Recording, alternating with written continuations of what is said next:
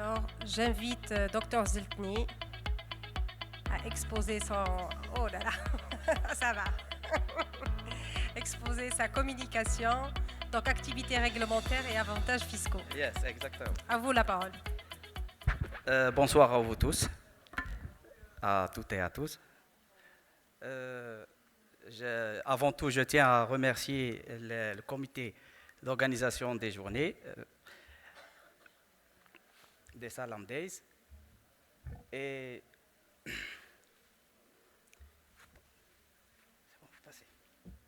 bon, aujourd'hui, je vais vous présenter.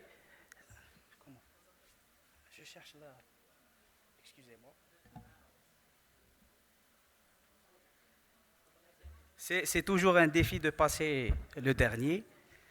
Je vais essayer de m'efforcer de vous donner une communication précise et engageante sur l'activité de recherche et développement en laboratoire de ville, actualités réglementaires et avantages fiscaux.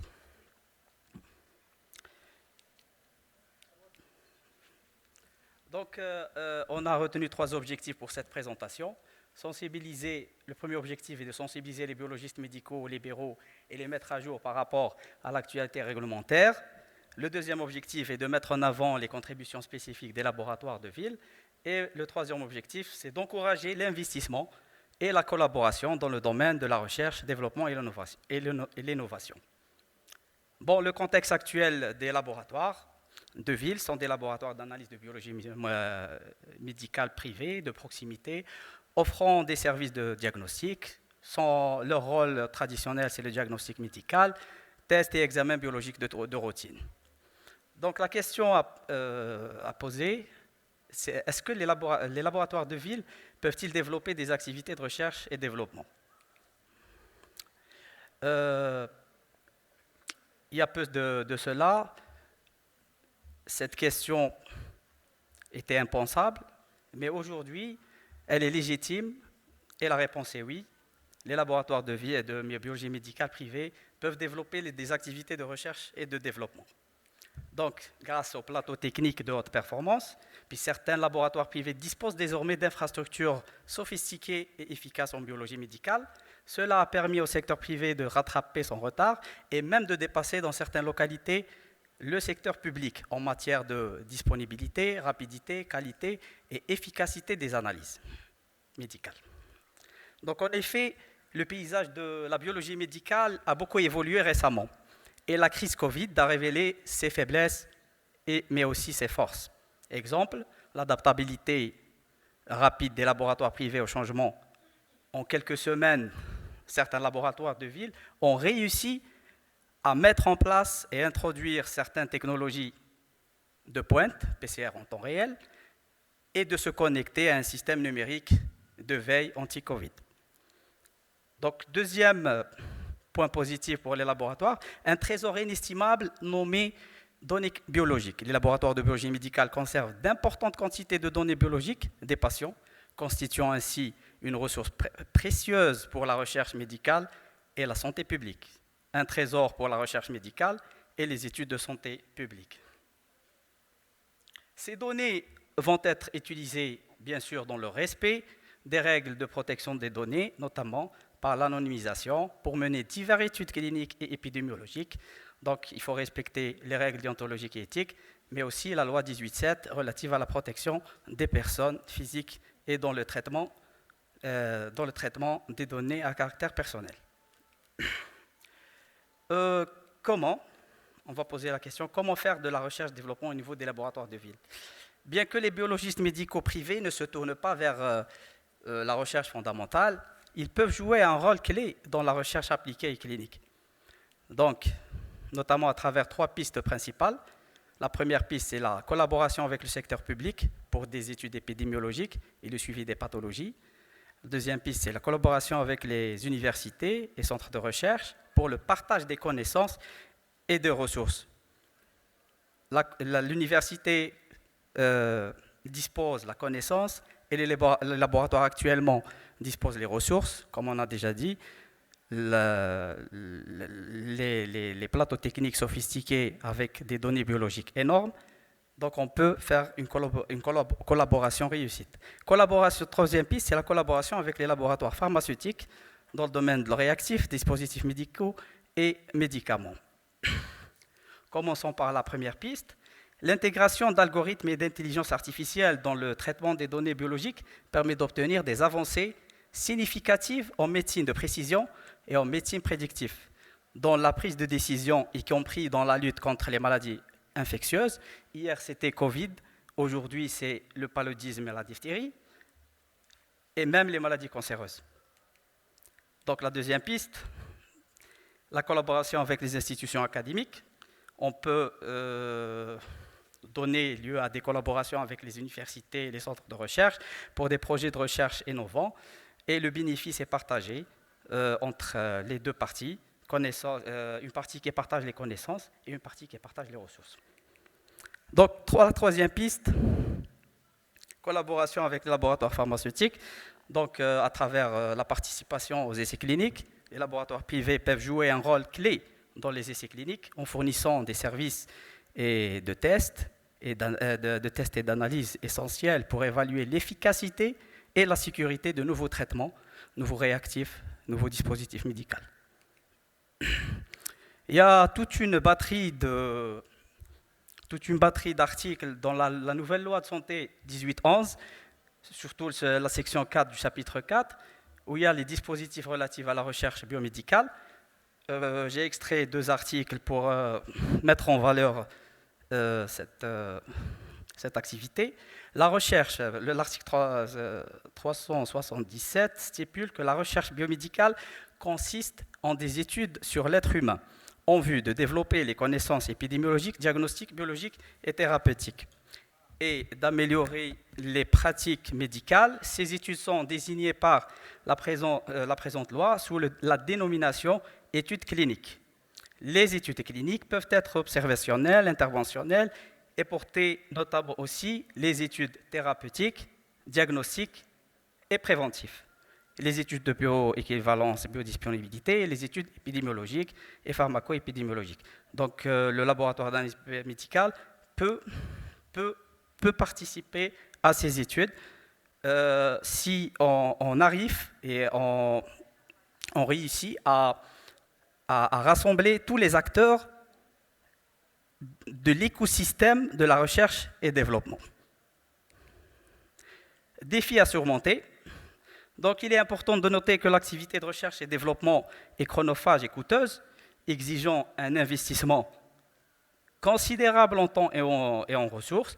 D'autres défis d'ordre réglementaire,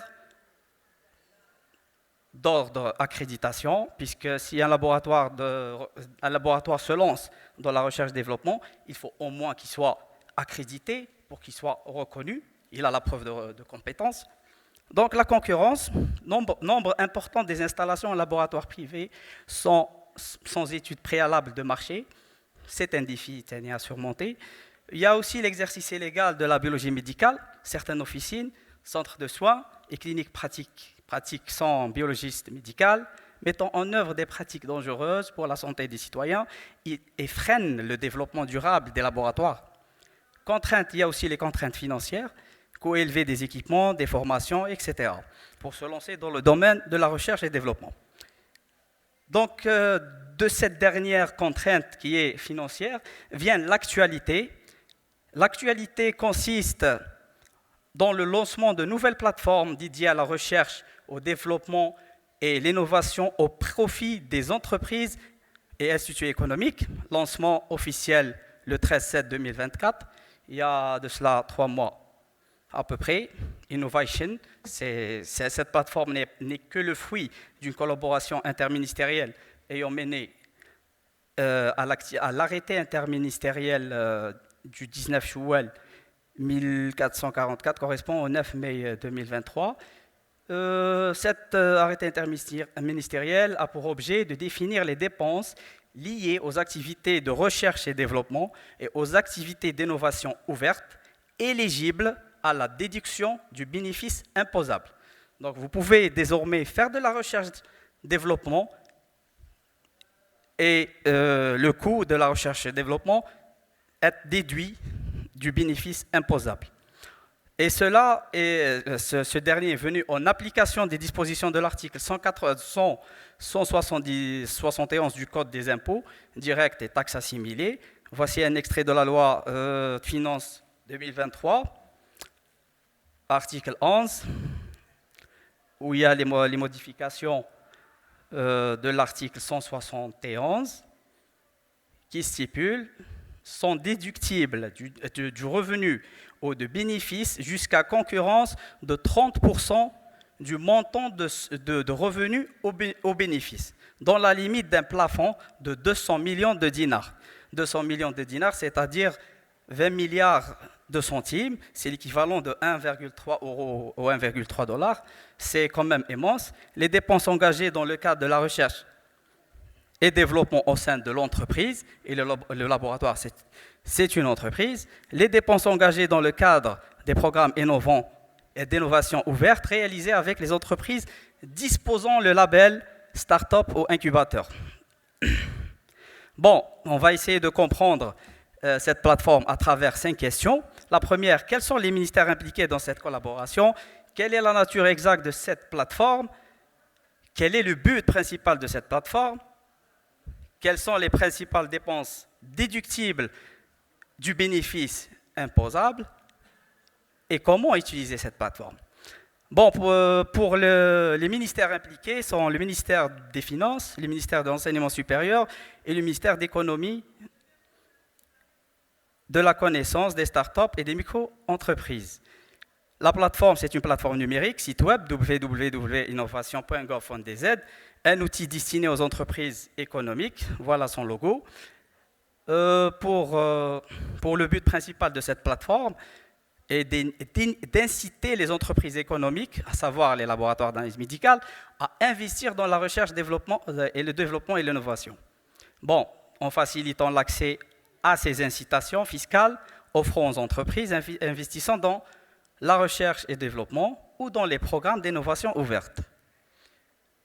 Pour bénéficier, bien sûr, d'avantages fiscaux conformément à la loi de finances qu'on vient de la détailler, 30% de revenus de bénéfices jusqu'à 200 millions de dinars.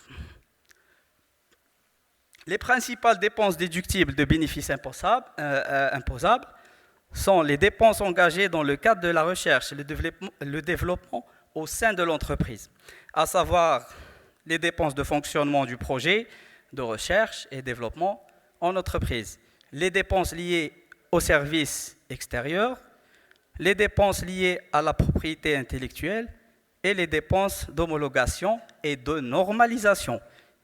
Et les laboratoires, je pense qu'il est temps de faire de la normalisation et d'être accrédités selon les normes internationales et les référentiels internationaux. Donc, deuxième dépense engagée, c'est les dépenses engagées dans le cadre des programmes d'activité d'innovation ouverte. Les dépenses engagées dans le cadre de programmes d'activité d'innovation ouverte, éligibles à la déduction du bénéfice imposable, concernent toutes les dépenses engagées par une entreprise en vue de réaliser une partie ou tous les travaux de recherche et développement avec une entreprise disposant le label Start-up ou Incubateur dans le cadre d'un contrat d'innovation ouverte conclu selon des conditions. Donc, pour plus d'informations, pour en savoir plus, il faut consulter Al Jarida Rasmiya, journal officiel, dans son numéro 39, où il y a l'arrêté en question. Comment utiliser cette plateforme? Il y a tout un guide d'utilisation. Il faut juste entrer sur www.innovationdz.gov.com. Ce n'est pas la peine de détailler tout ça. Et en résumé, les laboratoires de biologie privés ne se limitent pas à fournir des services de diagnostic. Ils jouent également un rôle dynamique et essentiel dans la recherche scientifique et médicale, contribuant de manière significative au progrès de la science et de la médecine. Donc la plateforme Innovation Gov est un outil destiné aux entreprises économiques, les incitant à investir dans la recherche, le développement et l'innovation pour bénéficier d'avantages fiscaux conformément à la loi de finances déjà citée et poursuivons nos innovations pour offrir de meilleurs soins. Merci pour votre attention et voilà les références sur lesquelles on a travaillé.